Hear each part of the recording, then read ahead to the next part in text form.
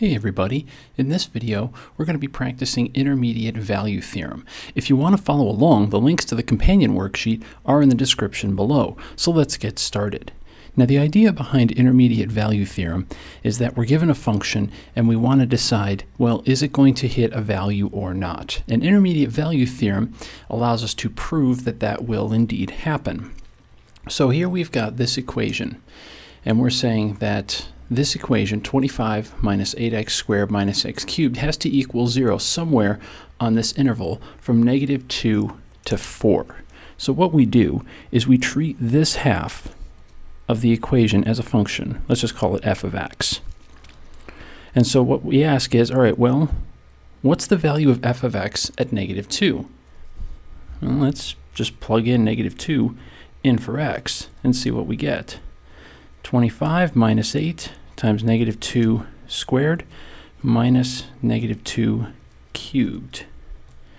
So that's 25 minus 32 minus -8, so we're going to add 8 to that, and so we get a value of 1. So then the question is, well, what is f of 4? So we plug in 4. 25 minus 8 times 4 squared minus 4 cubed. So 25 minus 8 times 4 to the third, squared, minus 4 cubed, that's 64. And so what we get is -167 for that.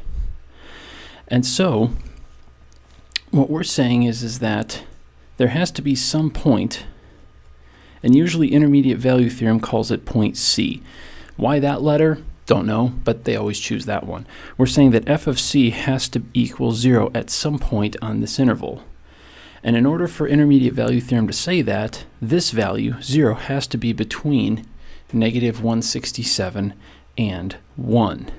So what intermediate value theorem is that -167 is less than f of c, which is less than 1.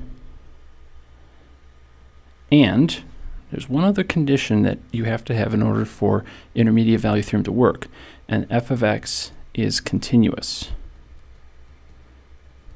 Has to be continuous. Now looking at that, none of these cause any values to be undefined. And so therefore, putting it all together, each of the pieces are continuous, so the sum is also continuous. So our conclusion is that this value of c, wherever it is, has to be somewhere between -2 and 4. And so that is our conclusion. We have to assert that the outcome is between the values of the endpoints and that it's continuous. And if we can say that, then we can conclude that proof, which is what this is trying to say. Somewhere on this interval, at that point C, this function will equal 0. So looking at number 2, it asks the same question. So we'll treat this as g of t. So our interval is from 1 to 3. So we want g of 1, and we want g of 3. So I'll plug in 1. So 4 plus 10 to the first, or 10 times e to the first, times e to the first, minus e to the second power. And that's going to give us approximately 23.794. So now we plug in 3. So 4 times 3 is 12. Plus 10 e cubed minus e to the 6th. And so what do we get? We get -190.573. Okay, and so what we want to establish is that g of c equals 0. So first thing, -190.573 is less than 0, which is less than 23.794.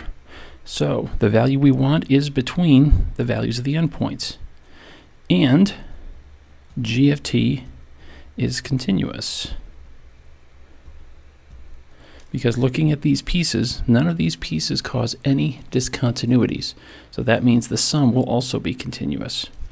So that means we can conclude, so 1 is less than our value of c, which is less than 3. Somewhere on there, on that interval, it has to equal 0.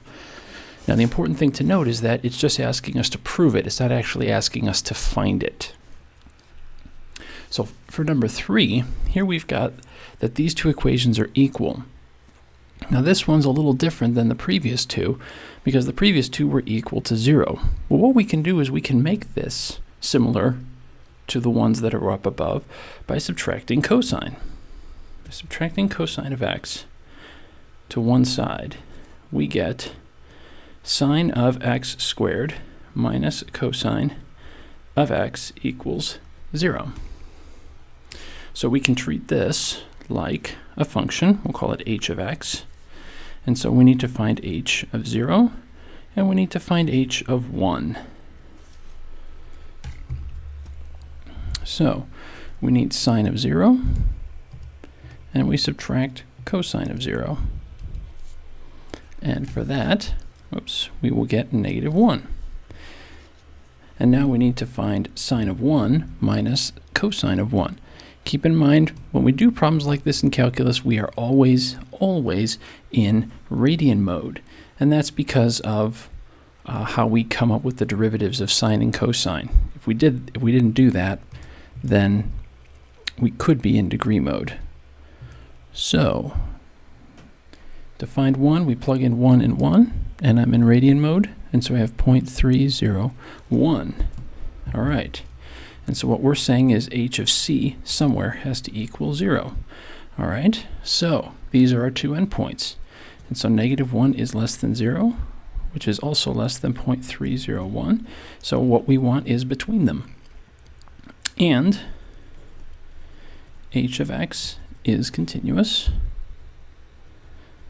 So that means we can say whatever our value for c is between 0 less than c, which is less than 1. So we can conclude that. Now, on the next page, these examples are similar, but none of them are equal to 0. And a lot of people get the wrong idea that intermediate value theorem only applies for a function that is equal to 0, and that's not necessarily the case. We can do this for any value. So for number 4, we want to find when f of c equals 11. Okay, so let's find f of 0, and let's find f of 5. So if I were to plug in 0, I'd get negative 1. If I plug in 5, that's 25 plus 5 is 30, minus 1 is 29. No need for a calculator there. And it already says what we want to find. We want to find when if the function is 11. So we know that negative 1 is less than 11, which is less than 29. Looking at this function, x squared, x minus 1, yes, f of x is continuous. And f of x is continuous. So that means our value for c has to fall somewhere. So 0 less than c is less than 5. C has to be somewhere on that interval.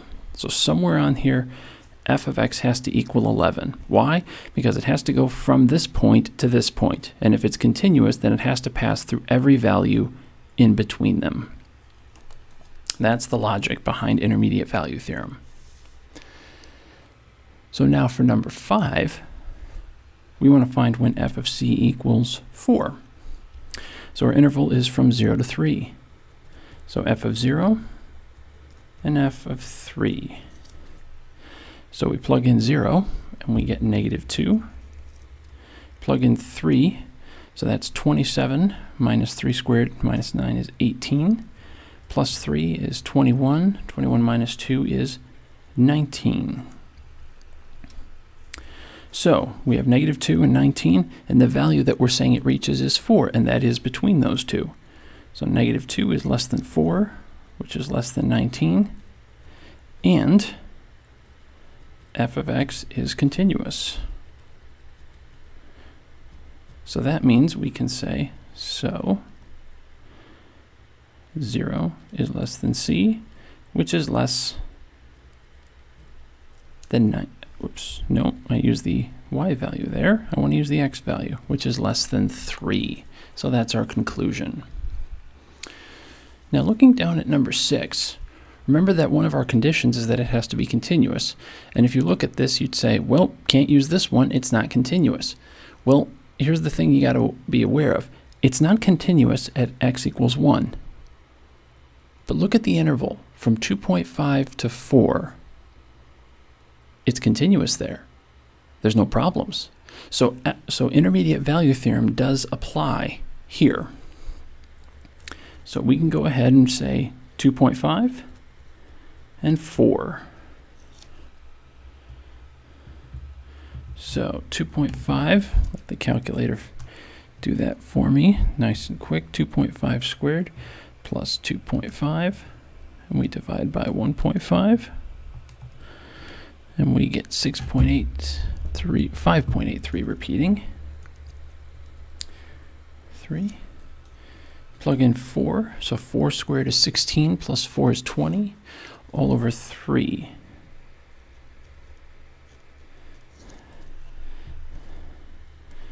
Now, let's approximate that. 20/3 is approximately 6.667, and that's important because we want to know, will it hit a value of 6? Well, 6 does fall in between that, and it's continuous on that interval. So we put our endpoints. 5.833 is less than 6, which is less than 6.667, and f of x is continuous. Now, it's good to note that it's on this interval, on the interval from 2.5 to 4. That's where it's continuous. So we can say that 2.5 is less than c, which is less than 4. Now for our last question, so we're saying that we're looking at all the spheres with radii between 1 and 5, and we have to show that there's at least one with a volume of 275 cubic centimeters. Okay, so we need a function. Well, we're talking about volumes of spheres, and those are based on the radius. So we'll say v of r, and that formula is 4/3 pi r cubed. So there's our function, and what we're saying is that somewhere v of c equals 275. So let's start with finding our endpoints. What's the value of the smallest sphere, and what's the volume of this largest sphere? So plug in just 1, we get 4/3 pi. And we plug in 5. 5 cubed is 125 times 4. That should be 500. 500 over 3 pi. Now, for reference sake, we'll find an approximation for those as decimals so that we can be absolutely sure that 275 falls between them. So as a decimal, this is approximately 4.189. And as a decimal, the other one is 500 pi over 3. So 523 point,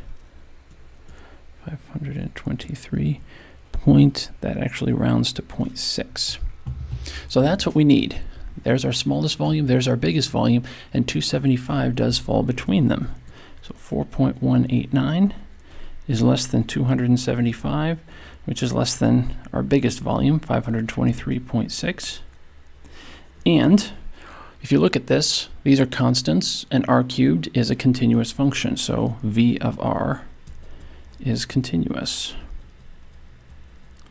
So we can conclude that this value for c, whatever the radius is between 1 and 5. So there's that proof. If you like this video, please give it a thumbs up. For more videos like this, click the subscribe button. If you're a teacher and this helped, please share it with your colleagues or your students. If you're a student and this helped you, share it with your classmates. If you have suggestions or problems you want to see worked out, type a comment below. To support the channel, click the Patreon link to help keep this going. Thanks so much for watching, and remember, the best way to understand something is to do it.